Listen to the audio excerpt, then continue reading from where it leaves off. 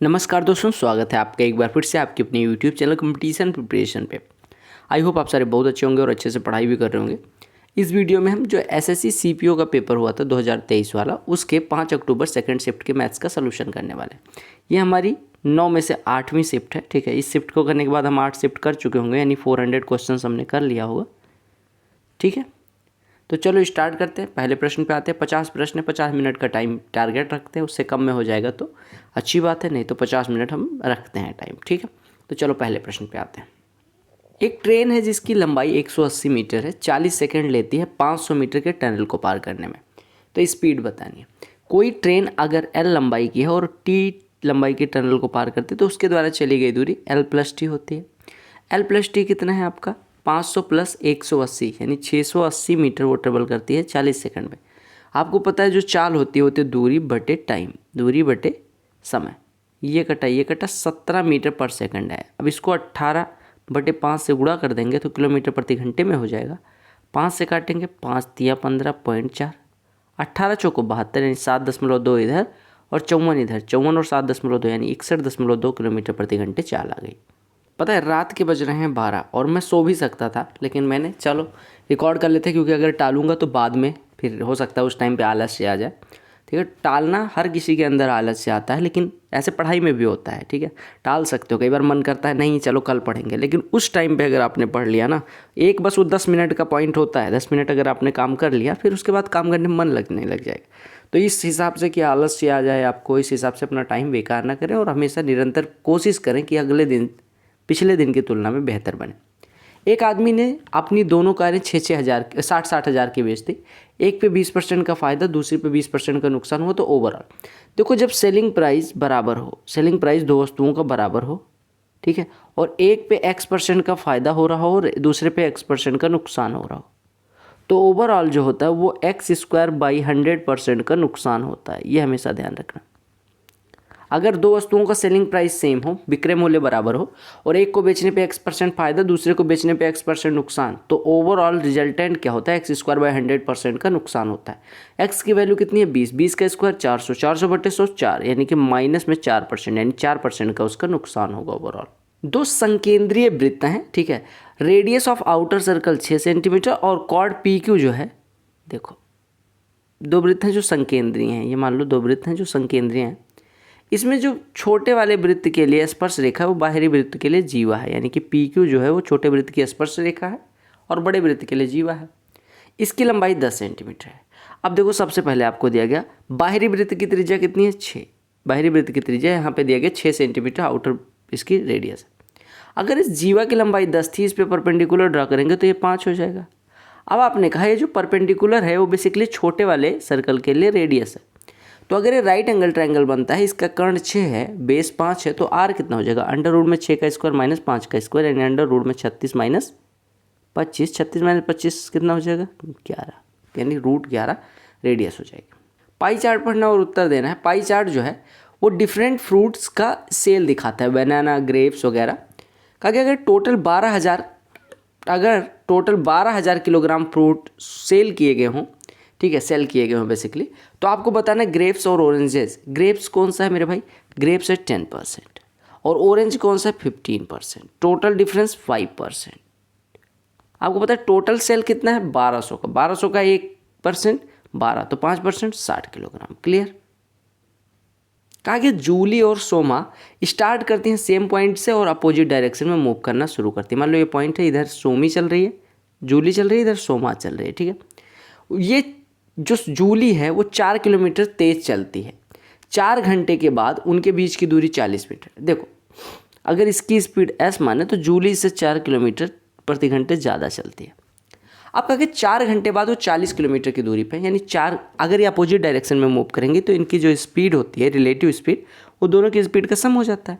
यानी कि इन दोनों स्पीड से अगर चलें, मतलब रिलेटिव स्पीड S+S+4 हो जाएगी, उससे चले तो 4 घंटे में 40 किलोमीटर, यानी इनकी रिलेटिव स्पीड कितनी हो जाएगी? 40/4 यानी 10, यानी कि रिलेटिव स्पीड यानी S+S+4 यानी 2S+4 बराबर 40 किलोमीटर 4 घंटे में, यानी कि 10।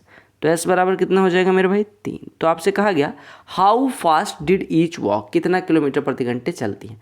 तो इसका हमने कहा था S यानी 3, इसका कहा था S+4 यानी 3 4 7। ऑप्शन से भी कर सकते थे बट मैंने नहीं किया। देखो, अगर आपको sine theta plus cos theta दिया जाए और sine theta minus cos theta सी दिया जाए, तो सी की वैल्यू अगर आपसे पूछी जाए तो ये कितना होता है, ये ध्यान रखना, ये होता है 2 माइनस, अगर एक के होता, के स्क्वायर का रूट, यानी अगर sign theta plus cos theta के हो तो sign theta minus cos theta होता है अंडर रूट में 2 माइनस के स्क्वायर। तो यहाँ पे आप करेंगे अंडर रूट में 2 माइनस 11/3 का स्क्वायर यानी कि 11/9।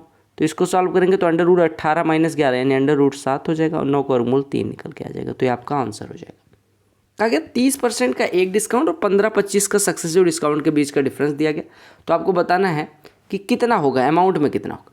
देखो 15% और 25% का रिजल्टेंट डिस्काउंट कितना हो जाएगा, 15 + 25 और माइनस 15 × 25/100 यानी कि 15/4 हो जाएगा, यानी 3.75, यानी हो गया 40 - 3.75। अब इसका और 30 का अगर डिफरेंस लेंगे तो 10 - 3.75 यानी 6.25% हो जाएगा। और आपको निकालना क्या, 50,000 का 6.25%, यानी इसमें सीधे सीधे 50 से गुणा कर देना है। 50 से गुणा करोगे तो कितना हो जाएगा भाई, 62.5 × 5 हो जाएगा, यानी कि 312.5, क्योंकि 60 × 5 300 और 2.5 × 5 12.5, तो ये जुड़ के 312.5। टेबल पढ़ो और उत्तर दो। कहा कि टेबल जो है वो नंबर ऑफ एम्प्लॉयज़ दिखाता है अलग अलग ऑर्गेनाइजेशन में, अलग अलग डिपार्टमेंट में। आपके 5 ऑर्गेनाइजेशन है ABCD और उनके 5 अलग अलग डिपार्टमेंट। कहा कि which organisation has maximum number of employees, कौन से ऑर्गेनाइजेशन के पास, यानी ABCDE में से कौन से ऑर्गेनाइजेशन में मैक्सिमम एम्प्लॉयज़ हैं। देखो मैक्सिमम कहाँ पे दिख रहा है, ए में 5825 एम्प्लॉयज़ है, क्योंकि टोटल वाला कॉलम तो दी ही गई है।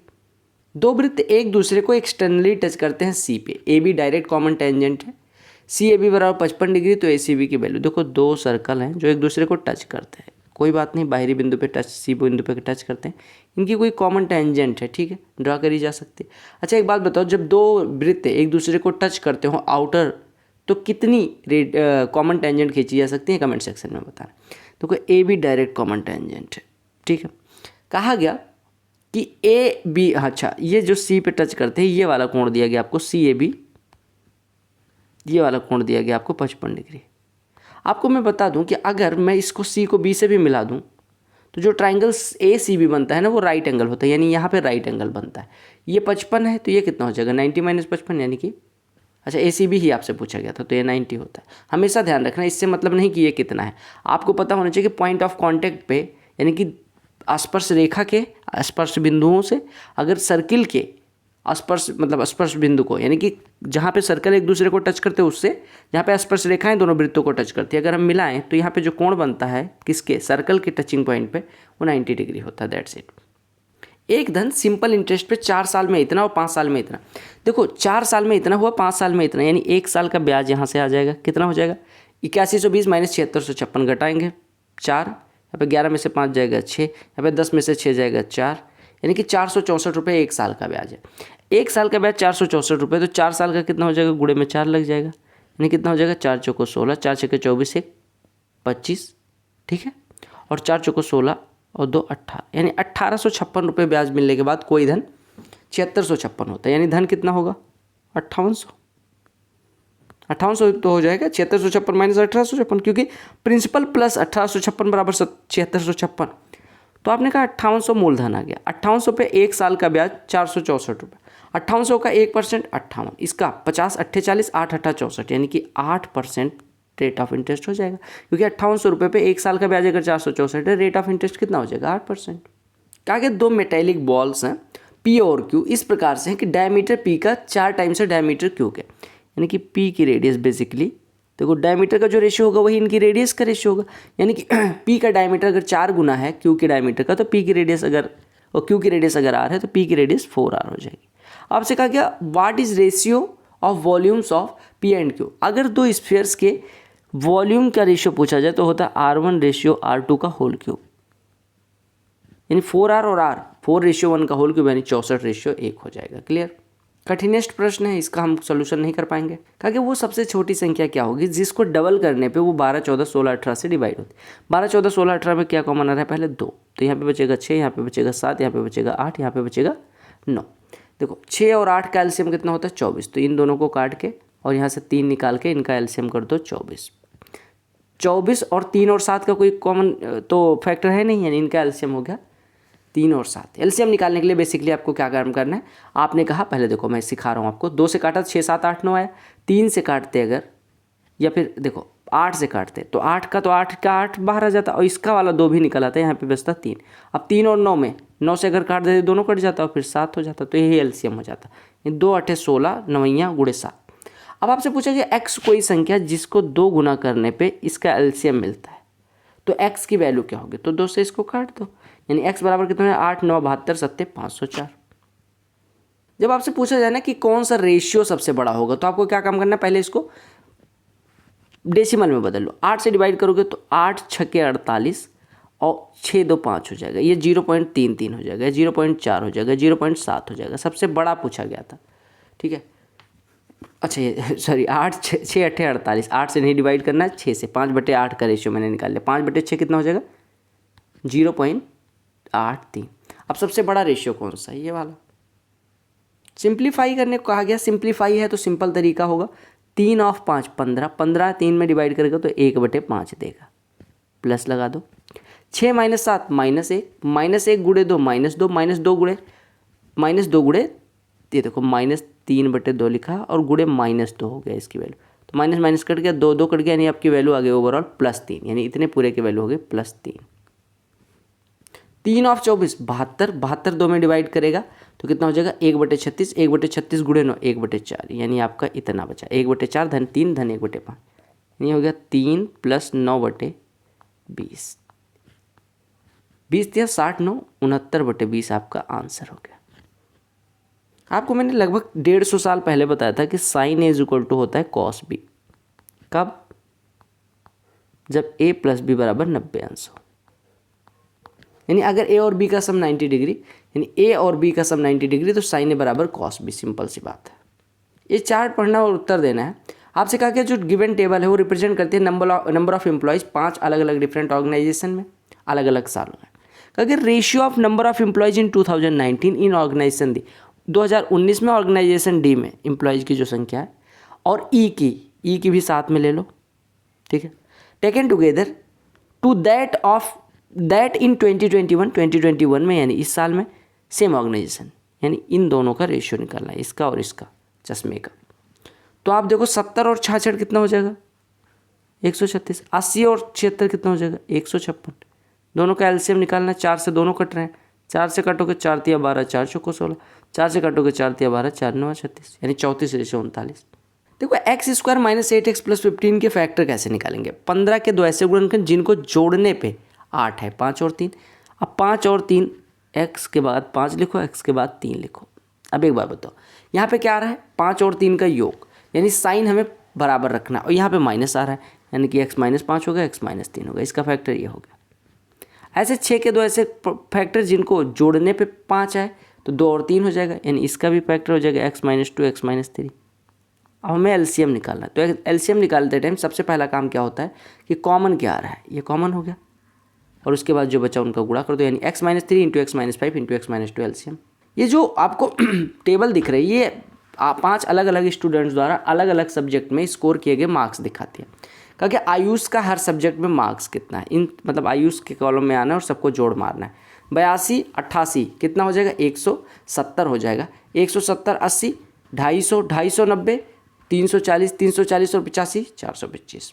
देखो a - 1/a दिया गया, अब यहाँ से a + 1/a निकालना है। आपको पता है a + b बराबर होता है अंडर रूट में a - b का होल स्क्वायर, यानी a - 1/a का होल स्क्वायर, और +4ab, यानी +4 टाइम्स ऑफ a × 1/a, यानी कि +4। तो आपका a + 1/a होता है अंडर रूट में a - 1/a का होल स्क्वायर +4, यानी 4 का स्क्वायर 16, 4 20, 20 में से 20 को लिख सकते हैं 4 × 5, 4 का वर्गमूल 2, यानी 2√5 आपका उत्तर हो जाएगा। देखो 2 वृत्तों की बात की गई है, उनका सेंटर P और Q है और रेडियाई 6 और 4 है, वो एक दूसरे को टच करते हैं इंटरनली, इस तरह से टच करते हैं, ठीक है। कहा कि परपेंडिकुलर बाइसेक्टर ऑफ PQ, इनका सेंटर जो है वो P और Q है। अब देखो सबसे पहले एक डायमीटर ड्रा कर ले रहा हूँ मैं, ठीक है, मान ले रहा हूँ सेंटर एक ही लाइन में लाई करता है।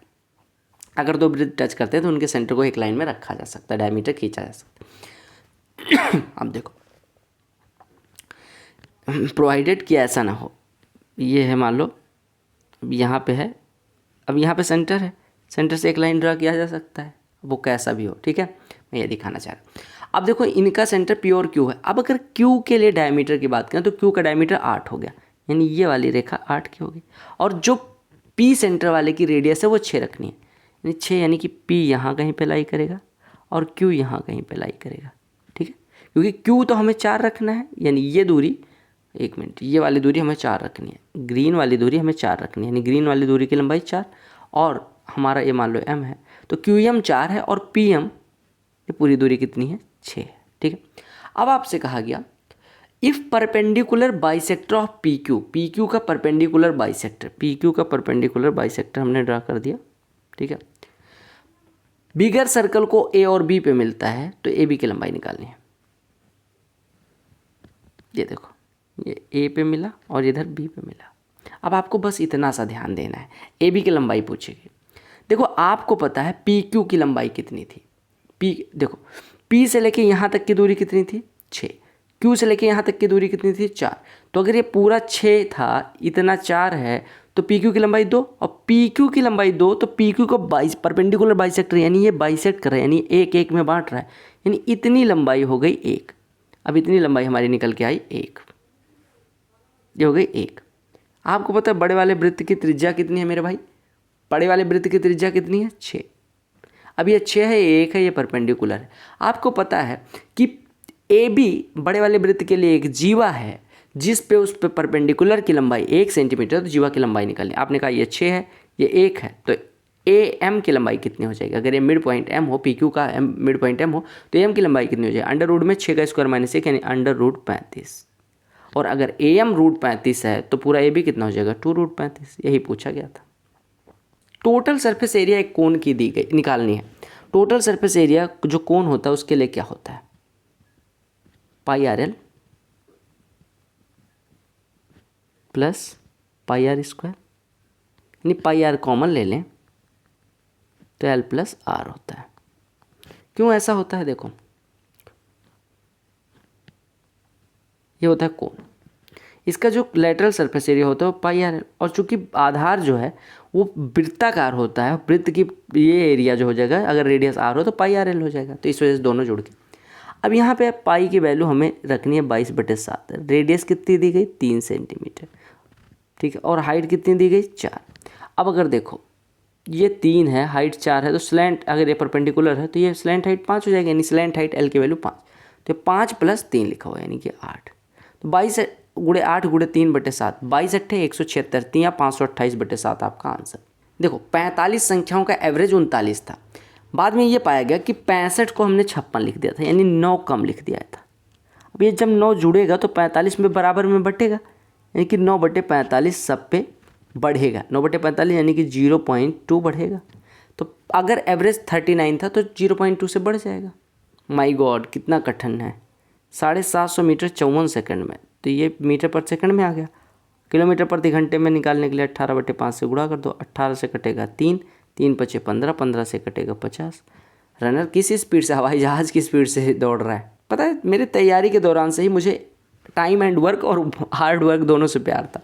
विपिन कोई कार्य 2 दिन में कर सकता है, विपिन है कामकाजी। वैभव वही कार्य 3 दिन में, वैभव थोड़ा सा आलसी है, 3 दिन में करता है। चिराग वही काम 6 दिन में, चिराग भाई साहब 6 दिन में करते हैं। अब एक साथ काम करना शुरू करें तो कितने, एलसीएम ले लो 6, तो ये करेगा 1 दिन में 3, ये करेगा 1 दिन में 2, एक करेगा 1, तीनों मिलके 1 दिन में 6 यूनिट कर देंगे। एक क्वाड्रिलेटरल शेप में एक कोई एरिया है जिसके डायगोनल 20 और लेंथ ऑफ परपेंडिकुलर, देखो क्वाड्रिलेटरल एक चतुर्भुज है, हमें नहीं पता कैसा, इसके एक डायगोनल की लंबाई 20 है, ये 20 है, और इस पे सेंटर से जो परपेंडिकुलर ड्रा किए गए यानी इसकी लंबाई 12, और यहाँ से जो परपेंडिकुलर है इसकी लंबाई 18 है। तो आपसे कहा गया आपको बताना है एरिया। देखो अगर कोई क्वाड्रिलेटरल यानी कि चतुर्भुज दिया गया है, ठीक है, उसका एक डायगोनल दिया गया, उस पर विपरीत शीर्षों से डाले गए लंब दिए गए, तो जो उसका एरिया होता है वो होता है half into diagonal into P1 + P2।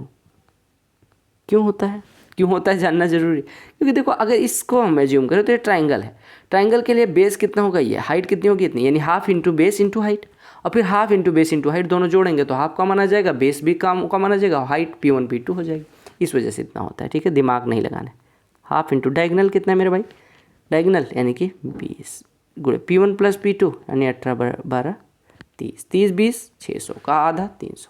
एक एम्प्लॉय है जिसकी मंथली इनकम दी गई और मंथली एक्सपेंडिचर दिया गया, अगर नेक्स्ट ईयर जो है उसका इनकम 20% से बढ़ जाता है। 265 का 26,500 का 10%, 2650, 20% 5300, 5300 का यहाँ इंक्रीज हुआ, ठीक है। और एक्सपेंडिचर 20% से एक्सपेंडिचर 15% से बढ़ जाता है, इसका 10% 2200, 5% 1100 यानी 15% 3300, ये 3300 से ये बढ़ जाता है। तो कहा गया उसकी इंक्रीज़ कितनी हुई है, कमाई ज़्यादा बढ़ी, खर्चा कम बढ़ा, यानी कि 2000 रुपये उसकी सेविंग बढ़ गई।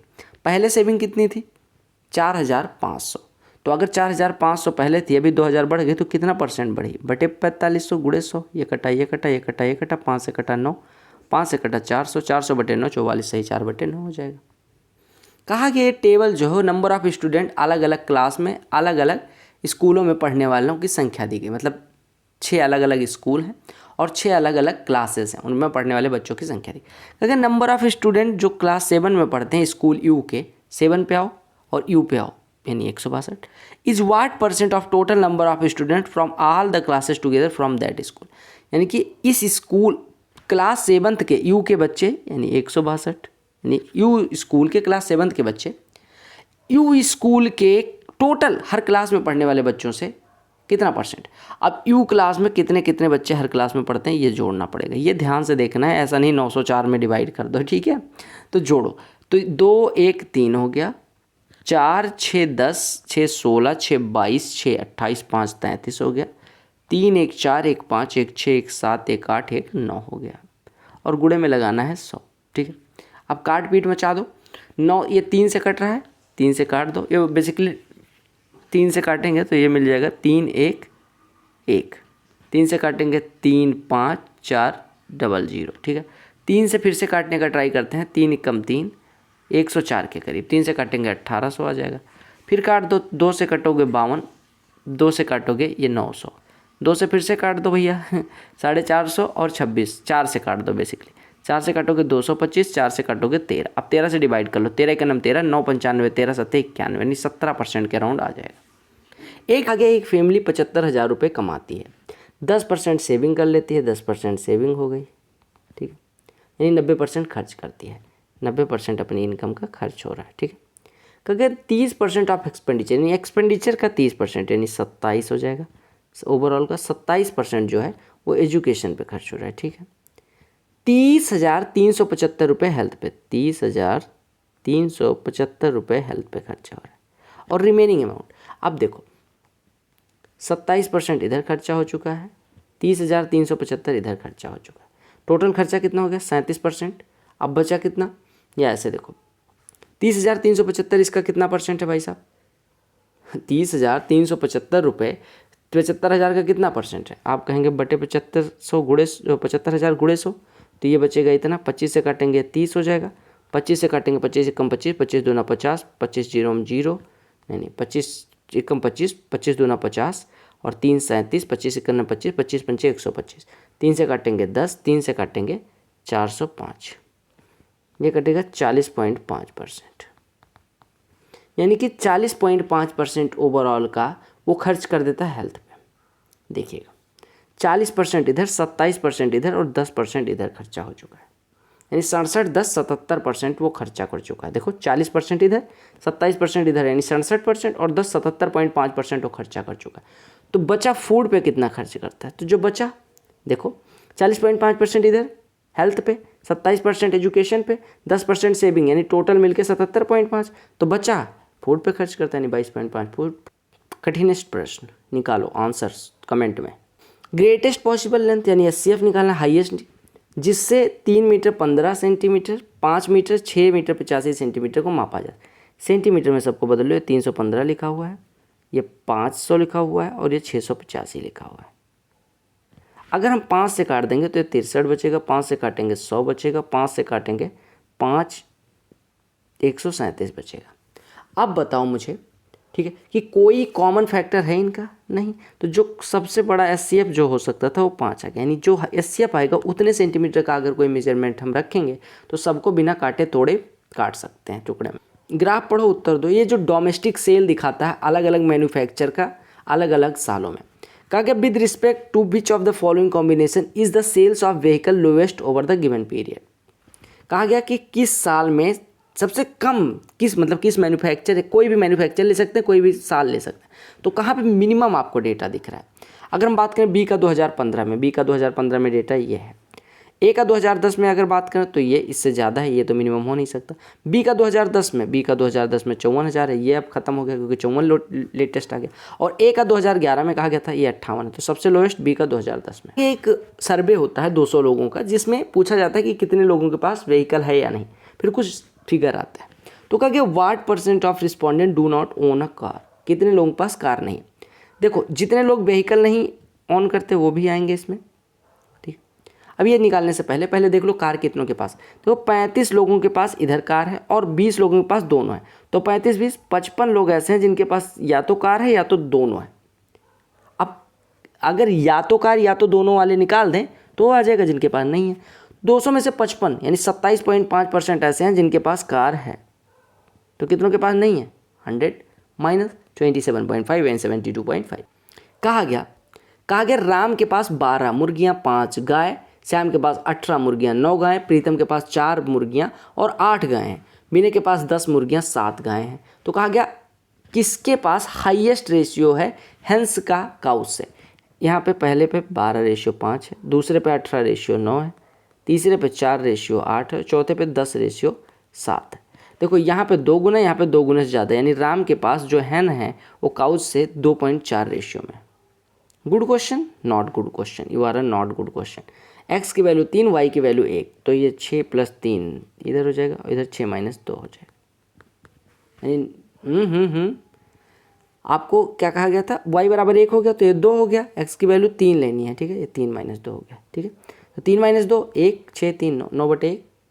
tan theta plus cot theta अगर 2 हो तो tan थीटा की वैल्यू 1 हो जाती है, सिंपल सी बात है। जैसे x + 1/x अगर 2 हो तो x की वैल्यू 1, तो अब tan थीटा 1 हो गया तो 2 इसकी 3 इसकी 5 इसकी, तो 2 3 5 5 10 आंसर। 24% लॉस 1596 में बेचने पे, 24% का फ़ायदा। 24% लॉस मतलब 76% पे बेचते हैं तो वो बिकती है 1596 की। हमें कितने में बेचना है, 24% फायदा यानी 124%। अगर 76% इतना है तो 124% आपको निकालने को कहा गया। 19 से काट दो 4 आ जाएगा, 19 से काटोगे 19 × 8 = 152, 19 × 4 = 76, 4% बराबर 84, तो 124% बराबर इतना गुणे 31, यानी 31 चौको 124, 80 12, 31 8 248 और 12 260, यानी इतना। हर कोई राइट एंगल इक्विलेटरल ट्राइंगल है, PQR कोई इक्विलेटरल ट्राइंगल हमने ड्रॉ कर दिया। QR भुजा पे कोई बिंदु S पे इस प्रकार से है कि QR = 3QS, QR = 3QS, ठीक है। PQ = 9, अगर PQ एक भुजा दे दी गई तो सारी भुजाएं 9 9 की हो जाएंगी। हमने QR और PQ से काम। इस पे कोई बिंदु इस प्रकार से है कि QR = 3QS, यानी S जो है ये QR की लंबाई 3QS के बराबर है, यानी 3QS = 9, QS 3 हो गया, ये 6 हो गया। आपको निकालने PS की लंबाई। देखो यहाँ से अगर मैं बाइसेक्टर ड्रा करूँ तो ये परपेंडिकुलर भी होगा, बाइसेक्टर भी होगा, क्योंकि राइट एंगल ट्राइंगल। हमें PS निकालना है। अब हमारा PSM राइट एंगल ट्राइंगल मिल गया, जहाँ पे SM की लंबाई कितनी, आपको पता है ये पूरा 9 था, तो यम अगर मिड पॉइंट है तो ये 4.5 हो गया। 4.5 में से इतना 3 है, यानी इतने की लंबाई हो गई 1.5, इतना 1.5 हो गया। बोलो क्लियर है। PM की लंबाई कितनी हो जाएगी, आपको पता है जो परपेंडिकुलर बाइसेक्टर होता है, ठीक है, उसकी लंबाई इक्विलेटरल ट्राइंगल के लिए अगर साइड A हो तो उसकी लंबाई होती है A√3/2, यानी इसकी लंबाई होगी 9√3/2। यह है 9√3/2, ये है 3/2।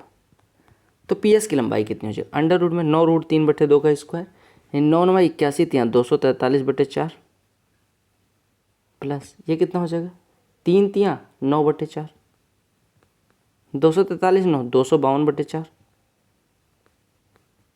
4 से कटेगा 63, आपका आंसर हो जाएगा।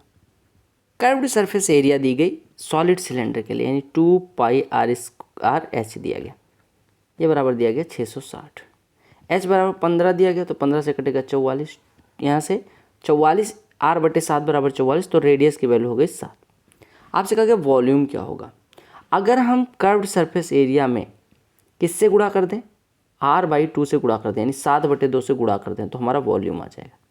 ये आपको दिमाग और ऑब्जर्वेशन से पता चलेगा। तो 2 से कटेगा 330, 330 गुणे 7, 300 गुणे 7 2100, 2100 और 210 2310। 30% 20% का सक्सेसिव कितना होगा, 30 + 20 माइनस 30 गुणे 20/10। डिस्काउंट है तो माइनस, अगर एडिशन होता यानी बढ़ोतरी होती तो प्लस। तो 30 20 50, 50 में से 6 घटाना है यानी 44। पाई चार्ट पढ़ो और उत्तर दो। टोटल एक्सपेंस है 3 लाख रुपए का। कहा गया एक्सपेंस रेंट पे अदर्स से कितना ज़्यादा खर्चा होता है। अदर्स कितना है 10%, रेंट पे कितना खर्चा होता है 20%, 20 10 से कितना ज़्यादा 100%। कहा गया एक स्फीयर और एक सॉलिड हेमी स्फीयर है, दोनों के पास सेम सरफेस एरिया। देखो स्फीयर के लिए टोटल सरफेस एरिया होती है 4πr², यहाँ पे थोड़ा दिमाग लगाना, और ये बराबर है हेमी स्फीयर के लिए सरफेस एरिया के, यानी 3πR² इसका मान लो। तो यहाँ से पाई कट गया, यानी R/R बराबर हो गया 3/4 का वर्गमूल, यानी √3/2 हो गया। ये समझिएगा, यहाँ पे टोटल सरफेस एरिया की बात हो रही है, तभी आंसर ऐसा आ रहा है। अब कहा कि इनके वॉल्यूम का रेशियो, इसका वॉल्यूम हो जाएगा 4/3πr³ और इसका हो जाएगा 2/3πr³। π/3 से π/3 कट गया, यानी आपका हो गया 2 गुणे R³/r³, यानी कि 3√3/8। 2 से कट जाएगा 4, यानी आपका रेशियो होगा 3√3/4। यहाँ पे सेम टोटल सरफेस एरिया कर लेना, ठीक है, क्योंकि टोटल सरफेस एरिया इतना होता है हेमिस्फीयर के लिए। अगर कर्व सरफेस एरिया की बात करें तो 2πr²। आपसे कहा गया अमाउंट बताना है। अगर एक 6500 रुपये 10% रेट पे 2 साल के लिए कंपाउंडेड हाफ ईयरली पे दिया जाए, ठीक है। 10% का मतलब होता है 5% छमाही। अब 2 साल में 4 छमाही होंगे, यानी 5 5 5 5 का सक्सेसिव बताना। देखो 5 5 5 का सक्सेसिव कितना हो जाएगा, वो निकालने के लिए सबसे पहले 5 5 5 का सक्सेसिव निकालो। 5 5 का कितना हो जाएगा 10.25। 10.25 और 5 का कितना हो जाएगा +5 और प्लस 0.5125, यानी कितना हो गया 15.25 और इतना जुड़ जाएगा, यानी कि 15.7625%। अब फिर 5% से निकालेंगे तो हो जाएगा 15.7625 प्लस 5 और प्लस ये कितना हो जाएगा 7 पॉइंट, ये कितना हो जाएगा 0.78 के करीब, ठीक है। यानी आपको ये सॉल्व करना है 5 5 5 का सक्सेसिव, तो 15 5 20 20 और ये 0.78 और जुड़ जाएगा, यानी 21.6 के करीब % आपको ब्याज मिलेगा टोटल। अब 6500 का 1%, तो मतलब 6500 का 10% कितना होता है 650, 20% कितना हो जाएगा 1300 और 1% कितना हो जाएगा 65 और 0.6% कितना हो जाएगा लगभग 39 या 40 मान लो। यानी हमने 21.6% रिजल्टेंट निकाला। अब 20% 1300 हो गया, 1% 65 और 0.6% निकाला, तो कितना हो गया 1405 के करीब लगभग आपको ब्याज मिला। 6500 रुपये पे अगर 1400 रुपये का ब्याज मिला तो 7900 के करीब हो जाएगा आंसर। अच्छा एक चीज़ बताओ, sin 90 - थीटा कितना होता है cos थीटा, यानी sin² 39 plus cos² 39 but cos² 90 - theta sin² theta, यानी sin² 35 plus cos² 35। tan A × tan B वो एक होता है अगर A + B = 90 अंश, यानी 25 75 90। आप लिख लेना tan A = होता है tan B अगर A + B = 90 डिग्री, तो 25 75 यानी कि ये 3 हो गया। 1 3 4 आपका उत्तर। अरविंद के पास 650 ग्राम वीट है, कुछ पार्ट 9% पे, कुछ पार्ट 19% से और ओवरऑल 15% प्रॉफिट कमाता है। 9% पे कुछ बेचा, कुछ 19% पे और ओवरऑल उसका प्रॉफिट हो रहा है 15% का। देखो 9 19 का रिजल्टेंट 15, यानी इधर 6 19 में देखो 15 में से 9 घटा 6 और 19 में से 15 घटाओगे ये 4 हो जाए। ये जो रेशियो आएगा वो इनके मात्राओं का रेशियो। आपसे कहा गया 9% प्रॉफिट पे, तो 9% प्रॉफिट पे 2 हिस्सा आउट ऑफ 5 हिस्सा बेचा गया। इसका 5 हिस्से में डिवाइड करेंगे 130, तो 2/5 कितना हो जाएगा 260। 3 कैंडिडेट चुनाव लड़ते हैं जिनको अलग अलग वोट मिले। कहा गया what % of total vote did the winning candidate, जीतेगा कौन, ये वाला 11,628 वाला जीतेगा, ठीक है। टोटल कितने हैं 6 6 12 और 8 20, 3 2 5 3 8 2 10, 1 1 2 6 8 6 14, हासिल है 1 1 1 2 7 9 1 10 और 1 1 2। 204 से डिवाइड करना। 204 पंजे 1020, ये बचेगा कितना 1020, अगर इसमें से घटाएंगे तो 142 बचेगा और ये 28 बचेगा। ये 7 बार जाएगा, यानी 57% वोट मिले हैं। मतलब एक कैलकुलेशन के बाद ये तो आपको करना। आपको मैंने क्या बताया है, पहले काटो 4 से। देखो 4 से सब कट रहे नहीं, 2 से कटेगा ये 48, 2 से कटेगा ये 66, 2 से कटेगा ये 219। अब देखो ये किससे कट रहा है, किसी से कट रहा है, 2 तो निकला है। यहाँ से अगर 6 निकालें तो ये बचेगा 8, ये बचेगा 11 और ये बचेगा 73। ठीक है, अब देखो 8 11 73 को प्राइम नंबर है, तो इनका एलसीएम हो जाएगा 8 × 11 × 73 × 2 × 6। अब यूनिट डिजिट पे काम कर लो। 2 छक्के 12, 2 का 8 में गुणा 16 का 6, 6 कम 6 यूनिट डिजिट 6, 6 3 18 यूनिट डिजिट 8। आपका आंसर आ गया। बहुत आसान है, क्योंकि एक वही कार्य 2.4 गुना टाइम में करता है जितने टाइम में बी और सी मिलकर कर देते हैं। अभी इसको नहीं थे, क्योंकि ए और बी एक साथ कार्य को 27 दिन में कर देते हैं और सी 75 दिन में। ए और बी कितने दिन में कर सकते हैं, 27 दिन में, और सी कितने दिन में कर सकता है, 75 दिन में। तो ए बी सी मिलके कितने दिन में करेंगे, 27 × 75, 27 × 75 और बटे 27 धन 75। 27 × 75 लिख लो, बटे 27 धन 75, 3 से काट भी दो। 27 × 25 बटे 34 दिन में ये कर रहे हैं, यानी कि कितने दिन में कर रहे हैं, 675 बटे 34 दिन में ये मिलके कर रहे हैं। अब आपसे कहा गया ए जो है 2.4 गुना टाइम लगाता है बी प्लस सी का। ठीक है, यानी आप ऐसे देखो, अगर ये 675 बटे 34 दिन में कर सकते हैं, यानी एक दिन में 34 बटे 675 करते हैं। और अगर हम माने बी और सी को 5x काम करते हैं एक दिन में, ठीक है, या हम कहें यहाँ से हम ये निकाल लेते हैं कि ए को 2 देखो 34 बटे कितना का 675। ठीक है, अब बी और सी और ए द्वारा लिए गए समय का अनुपात 1:2.4 है, तो इनकी इफिशियंसी का अनुपात कितना हो जाएगा, 2.4:1। यहाँ से ए की इफिशियंसी आई 1 बटे टोटल इफिशियंसी 3.4, ये 3.4 यूनिट टोटल काम होगा, तो ए करेगा 1। टोटल काम कितना हो रहा है, इतना 34 बटे 675। 1 कटा 10, 5 दूनी 10, 5 से कटेगा 135। यानी हमारा ए एक दिन में कर सकता है 2/135। ए और बी एक दिन में कर सकते हैं 1/27, तो बी कितना कर सकता है, 1/27 माइनस 2/135, यानी 5/135 माइनस 2/135, यानी 3/135, यानी 1/45। बी एक दिन में कर सकता है 1/45, तो पूरा कार्य करने में 45 दिन लगेगा। अगर आपको यहाँ नहीं समझ आया, देखो बी और सी द्वारा लिए गए समय और ए द्वारा लिए गए समय का अनुपात 1:2.4 है। अब हम कह सकते हैं अगर बी और सी और ए द्वारा लिए गए समय का अनुपात 1:2.4 है, तो हम कह सकते हैं कि ए अगर 1 यूनिट काम करता है, पलट जाता है इफिशियंसी, तो ए करता है 1 यूनिट आउट ऑफ 3.4। तो टोटल काम अगर एक दिन में 34/675 हो रहा है, तो ए इसका 1/3.4 हिस्सा यानी 2/135 करता है। ए और बी मिलकर एक दिन में 1/27, ए अकेला 2/135, तो बी कितना करेगा, 1/27 माइनस 2/135। 1/27 को 5/135, इसको 2/135 घटाएंगे 1/45, यानी बी अकेले कितने दिन में, 45 दिन में।